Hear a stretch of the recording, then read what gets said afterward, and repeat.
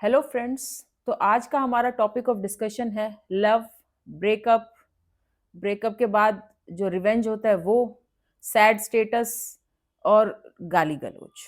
तो दोस्तों, आज जो हमारा जो हॉट टॉपिक है हम इसके बारे में डिस्कस करेंगे कि इस दुनिया की सबसे प्यारी चीज़ क्या है। तो लोग कहते हैं प्यार है, और सबसे महंगी इन्वेस्टमेंट क्या है, वो भी प्यार है।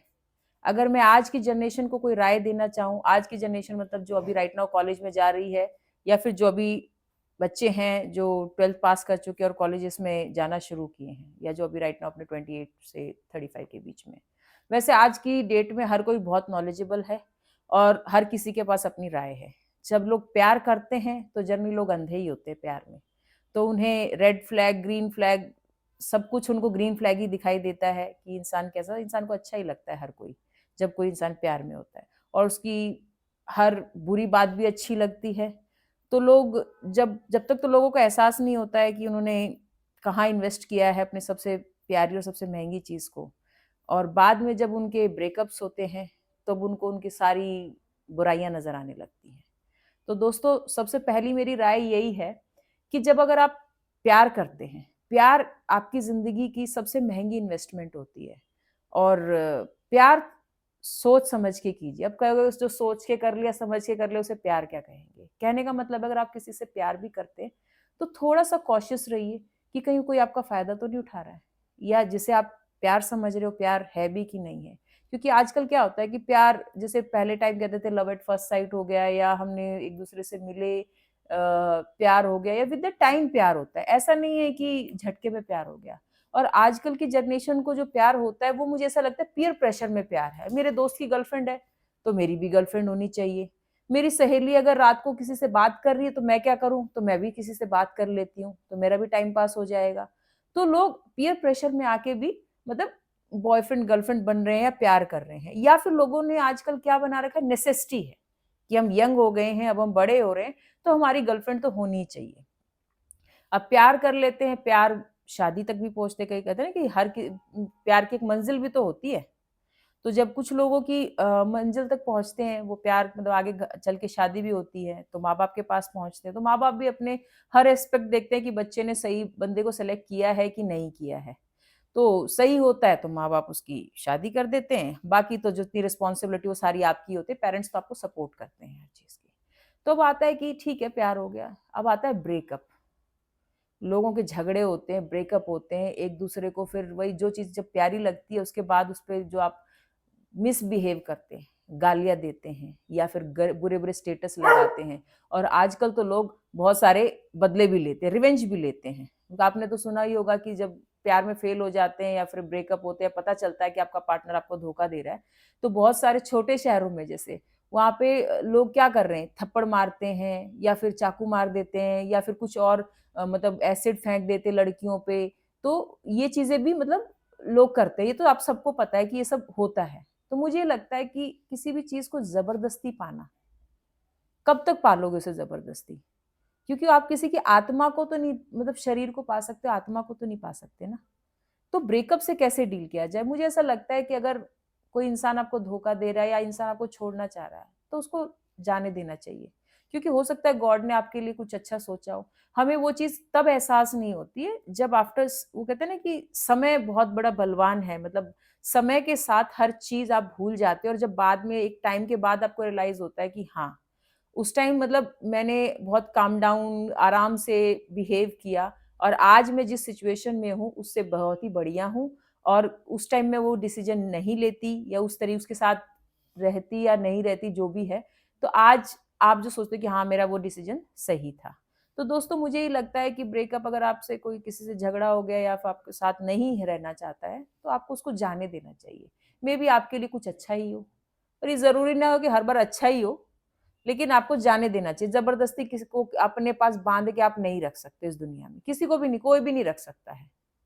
तो इसलिए जो कैसे ब्रेकअप को डील करना है, ब्रेकअप का सबसे बेस्ट सॉल्यूशन यही, लेट इट गो। कोई नहीं रहना चाहता, जाने दो। आपको 4 दिन बुरा लगेगा, हो सकता है साल भर बुरा लगेगा, आप रोओगे, धोओगे, आप कमरे में बैठे हो, रो, बुरे गाने जो आते हैं आपको म्यूज़िक है वो सुनो, दोस्तों के साथ घूमो, बुरा लग रहा है फिर घर पे आओ, फिर रो रो कि गर्लफ्रेंड को देखते हो, रो के दोस्तों को देखते हो और बुरा लगता है, कोई बात नहीं आओ रो। आप ये देखिएगा कि 6 महीने साल भर में आप भूल जाओगे और आप मूव ऑन हो जाओगे। अब आता है कि ठीक है, प्यार मिला नहीं मिला, मुकम्मल हो गया, और आजकल जो लोग बहुत बुरा करते, मारते हैं, पीटते हैं किसी को, वो नहीं करना चाहिए। मेरे हिसाब से तो बिल्कुल भी नहीं करना चाहिए। ये आप अपने घर के ये दिखाते हो कि आप क्या हो, कैसे हो। जिस इंसान के लिए आप क्या सोचते हो कि आपने 4 फूल दे दिए, 4 मीठी-मीठी बातें कर ली, तो आपने उस इंसान को अपनी पर्सनल प्रॉपर्टी समझ लिया। पर्सनल प्रॉपर्टी मतलब या तो लड़का लड़की को समझता है, लड़की लड़के को समझती है, तो नहीं करना चाहिए। आपको लगता है कि नहीं सम्मान मिल रहा, नहीं प्यार मिल रहा है, आप जाओ छोड़ दो, ठीक है, आप अपने रास्ते, मैं अपने रास्ते। और जो जिसके साथ ब्रेकअप कर रहा है उसको भी थोड़ा सा पेशेंसली काम लेना चाहिए, कि उसको भी एक मौका देना, मौका मतलब वापस लाइफ में आने का मौका नहीं, मतलब थोड़ा सा मौका दो कि ठीक है, कि धीरे धीरे ब्रेकअप करो, स्लोली स्लोली स्लोली, ताकि आप, वो भी आपको छोड़ दे आराम से और आप भी, तो आपको भी कोई आपके साथ मिसहैपनिंग ना हो, तो आप इस चीज को मतलब आराम से कर सकते हो। अब आती है कि लव मैरिज, अरेंज मैरिज, दोनों का रेशियो एक जैसा ही होता है। जिसकी सक्सेसफुल हो जाती है, अच्छी चलती है, तो वेरी गुड है, और अरेंज मैरिज जिसकी नहीं चलती उसका भी यही हाल है। कोई कहते हैं लव मैरिज कम सक्सेसफुल होते हैं, उनके झगड़े ज्यादा होते हैं, और अरेंज मैरिज में कम होते हैं। मैं मुझे मानता है कि लगता है कि लव मैरिज का डाटा थोड़ा कम है अभी भी, राइट नाउ अरेंज मैरिज ज्यादा होती है और लव मैरिज कम होती है। अब अरेंज लव मैरिज में क्या होता है कि लोग पहले से एक दूसरे को जानते हैं, तो एक द टाइम धीरे धीरे फेड अवे होने, लव तो फेड नहीं होता, लेकिन वो एक दूसरे को अंडरस्टैंड करते हैं अच्छे से। और अरेंज मैरिज में भी ऐसा होता है कि लोग एक दूसरे को बहुत अच्छे से, बस उसमें रिस्पेक्ट होती है, थोड़ी सी रिस्पेक्ट होती है, वो थोड़ा और अच्छे से बात करते हैं। और लव मैरिज में थोड़ा सा फ्रेंडली वाला रिलेशन ज्यादा होता है।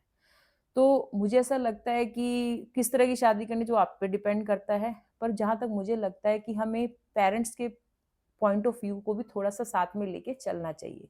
अगर आप लव मैरिज भी कर रहे हो, तो कुछ प्लस पॉइंट माइनस पॉइंट सब आपको देखने चाहिए, आपके पेरेंट्स को भी रिस्पेक्ट देने चाहिए, क्योंकि उन्होंने आपको पैदा किया है, तो उनकी भी राय मायने रखती है हमारी लाइफ में। लेकिन आजकल के पेरेंट्स थोड़े स्मार्ट हो गए हैं, वो भी नहीं रिस्पॉन्सिबिलिटी लेना चाहते कि भाई पार्टनर सिलेक्शन में, क्योंकि अगर वो भी, उनसे भी कुछ, क्योंकि पेरेंट्स से भी गलतियां हो सकती है ना।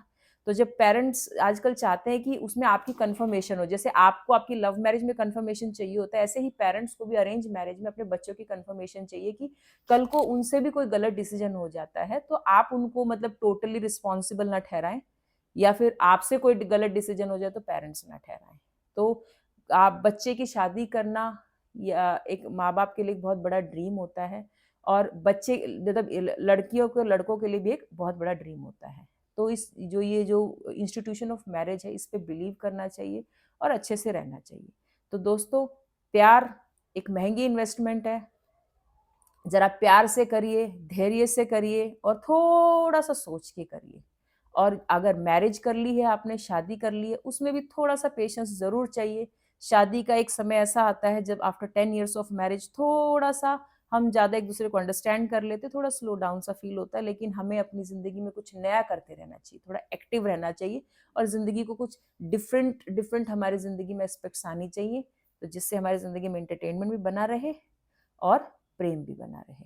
तो दोस्तों, आज का हमारा टॉपिक लव, ब्रेकअप और जो मैरिज वाला कंसेप्ट आपको कैसा लगा।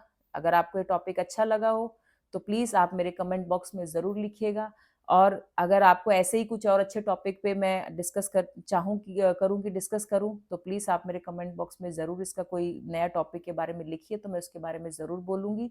तो दोस्तों, मेरे चैनल को लाइक और सब्सक्राइब ज़रूर करिए। आपके जो आप लाइक करते, सब्सक्राइब करते, इससे मुझे बहुत हिम्मत मिलती है, और मैं इसी तरह से आपके लिए कुछ अच्छे अच्छे टॉपिक लाती रहूंगी। थैंक यू दोस्तों, मुझे वॉच करने के लिए बहुत बहुत धन्यवाद।